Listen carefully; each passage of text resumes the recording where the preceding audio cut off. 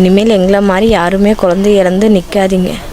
வாய் பேசாத பிள்ளைக்கு நான் என்ன பதில் சொல்லுவேன்னு தெரியல. இனிமேல் யாராக இருந்தாலும் சரி, அத்தையாக இருந்தாலும் சரி, யாராக இருந்தாலும் குழந்தை மேலே பாசமாக வச்சிங்கன்னா வீட்டிலையே இருந்துங்க.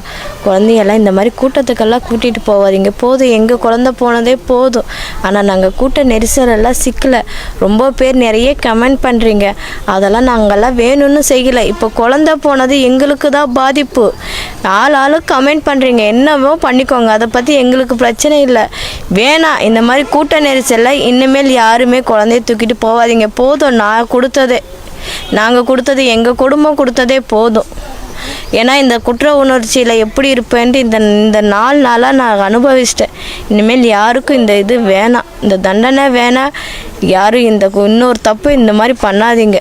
குழந்தைய தூக்கிட்டு யாருமே போகாதீங்க, கூட்ட நெரிசலில் போகாதீங்க யாருமே. போதும், இதோட எங்களோட போதும். எங்கள் குடும்பம் அழுகிற அழுகையே போதும். இனிமேல் யாரும் அப்படி பண்ணாதீங்க. அழுது கண்ணில் கூட தண்ணி கூட வரல. எங்கள் மனசு எல்லாமே அழுகணும்னு நினைக்கிறோம். ஆனால் அந்த அழுகை எங்களுக்கு வரல. ஏன்னா நாங்கள் அவ்வளோ அழுதுட்டோம், அவனை நினச்சி அழுதுட்டோம். போதும், இதோட போதும். இனிமேல் இப்போயும் சொல்கிறேன், இனிமேல் யாருமே இந்த நெரிசல் இருக்கிற இடத்துல குழந்தைய தூக்கிட்டு போகாதீங்க. அதே மாதிரி புள்ளத்தாச்சிங்களும் போகாதீங்க. போதும்.